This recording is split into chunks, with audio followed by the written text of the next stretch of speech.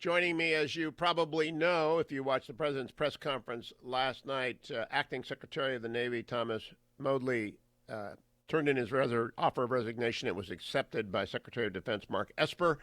Captain Crozier remains hopefully convalescing from the coronavirus. And now I'm joined by Admiral Stavridis to talk to us about what happens next. Admiral, I don't see there's much point in debating what happened. It is what it is. But can you tell me who's running the Navy right now other than the CNO and who the CNO is answering to? Yeah, I can actually. First of all, we do have a terrific CNO, Admiral Mike Gilday. He's only been in the job about 6 months, so he's still very early in a 4-year tenure and dealing with a big challenge, a big event here. Here's the good news. The administration moved swiftly to take the Undersecretary of the Army, who happens to be, stay with me here, a retired 2-star admiral. His name is Jim McPherson. He's the former head of the Navy JAG Corps, like the television show. He was our top lawyer. He's a very steady hand. He obviously knows jurisprudence inside and out, but he knows the Navy inside out as well. So he's going to come over from the Department of the Army and be the acting Secretary of the Navy. I think that switch will close formally today if it hasn't already. All right, so that's great. So there, again, civilian control is of paramount importance in the history of the United States Navy. Now, does the curtain come down? I talked about this with Acting Secretary Modly. I am not comfortable talking about strategic assets of the United States and how they're faring. Is the curtain going to come down on our carriers and our Ohio-class submarines and other assets of the Navy and whether or not they are seaworthy and virus-stricken?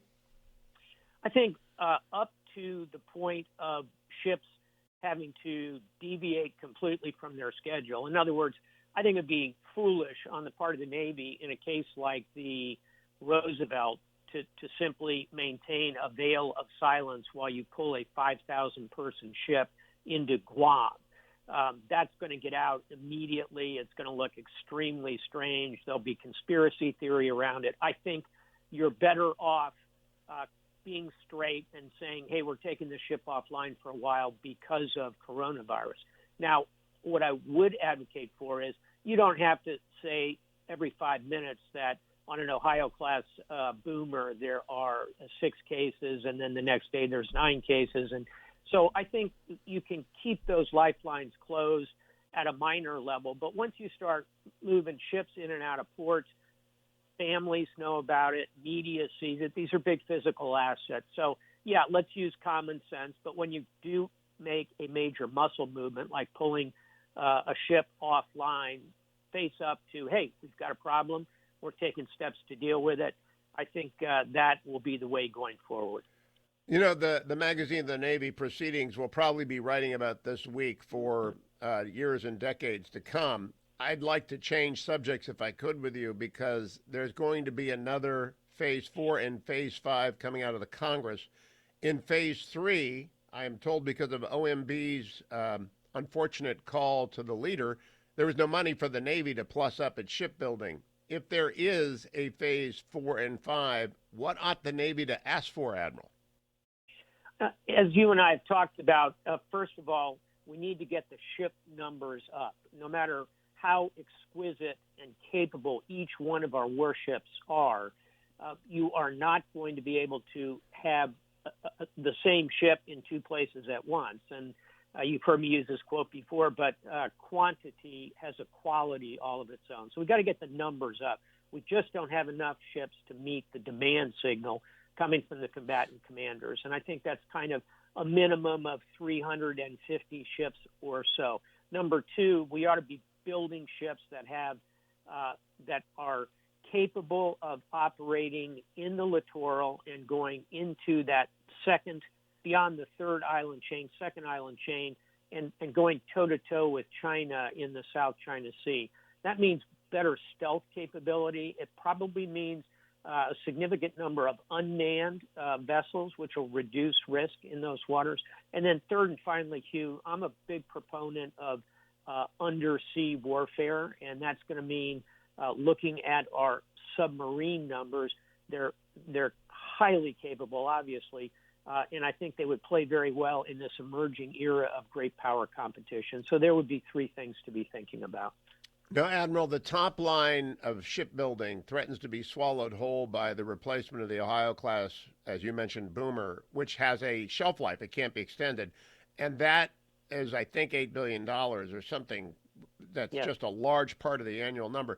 Should Congress forward appropriate that money and give it? I don't even know who builds that ship. That's how little I know. I'm a civilian. But what do you think about forward appropriating and depositing out of that money? It sends a huge signal above the noise about our commitment to that program if we forward appropriate it. I agree with that. And I think that here you get into whether we need to think about those Columbia-class boomers, ballistic missile submarines. Boomer is, of course, the nickname for them.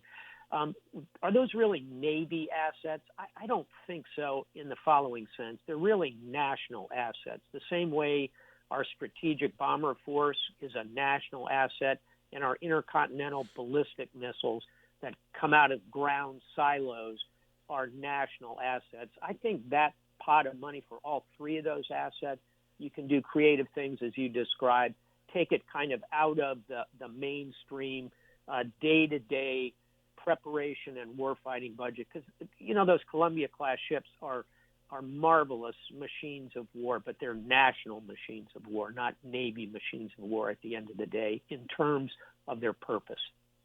Now, I had spoken with Acting Secretary Modly once a month, January, February, March, and April, and at least 2 or 3 times I had talked with him about the frigate competition, which is underway, and a selection is drawing close. People thought maybe June. What would your advice be to the new Acting Secretary McPherson about that selection? Because in my view, the sooner the better the building gets going. Exactly right. And it comes back to what we discussed a moment ago, which is quantity. It's getting ships out there. So I would say this is an opportunity for the Navy to not let perfect become the enemy of very, very good. In other words, let's get a plan. Let's move out. We know the parameters of what we need in that ship class. Let's have the ability to build them at scale, to build them quickly. And let's recognize that frigates are the eyes of the fleet, Lord Nelson used to say back in the 18th century. Today, they continue to be the eyes of the fleet in that you need a lot of them. They need to be able to go forward and fast. They've got to be able to defend themselves reasonably. They've got to have stealth qualities that permit them to do all those things. We know what we need in this vessel. Let's get it going. And as we say in the Navy, let's cut some steel. Let's start building them.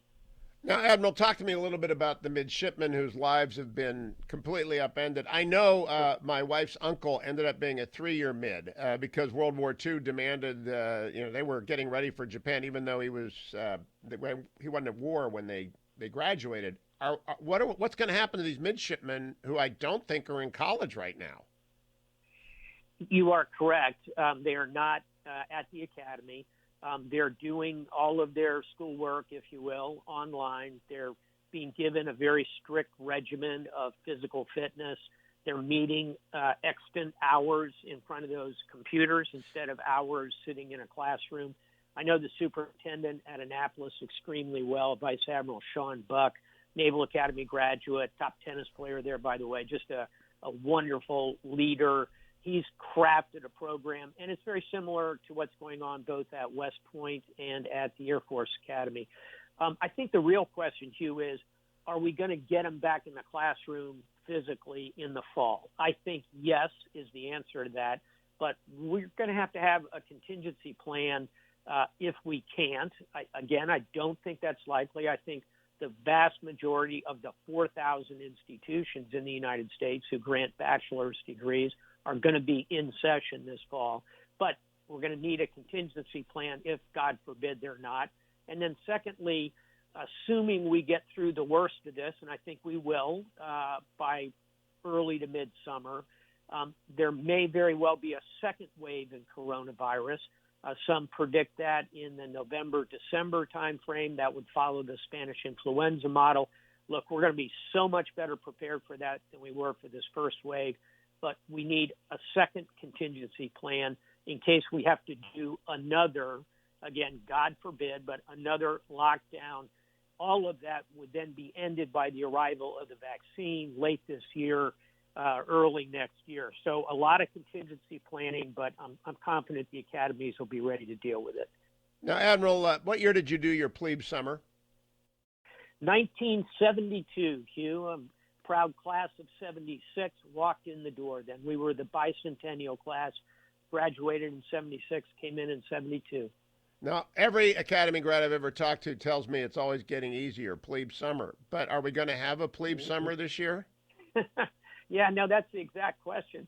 And I'll tell you, all kidding aside, and I remember this myself, you're so fired up to go to the academy, to put on that uniform, to put on the cloth of your nation, to be part of it, to stretch yourself, to challenge yourself.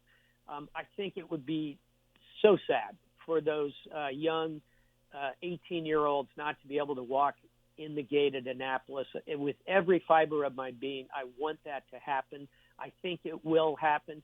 Typically, Hugh, it happens first week in July, before the 4th of July. Very proud moment. Let's hope those plebes, as we call them, go walking through the door with colors flying. Last question. I'm sure you were greeted as you received your diploma by either the President, the Vice President, the Secretary of Defense, or the Secretary of State, or maybe the Chairman of the Joint Chiefs. I can't remember what the rotation is. Do you think we ought to have that ceremony come the fall for the midshipmen who miss it in June? You know, I don't. I remember my ceremony very, very well. But this class, in that sense, Hugh, I think is going to be like those classes in the 40s. It's a sacrifice they have to make as the nation gets through this. I think it would be so disruptive to the Academy and to the Navy. At that point, would be pulling them out of flight school, pulling them out of their surface warfare courses, pulling the Marines out of TBS to come back to Annapolis for a June week, 4 or 5 day thing, or even a graduation. Disruptive. I don't think it works, and I don't think you're going to see other major universities doing that. A last thought on that, by the way. The rotation you speak of is the President, the Vice President, and the Secretary of Defense. They rotate among the 3 academies, each one giving the graduation and handing out diplomas. My year, it was Secretary of Defense Don Rumsfeld. Huh. He handed me my degree. He promoted me to Ensign United States Navy. Flash forward to 2006, from 1976 to 2006, 30 years later, 29 years later, Secretary of Defense, he's back, he's Secretary of Defense, and he promotes me to my 4th star as an admiral.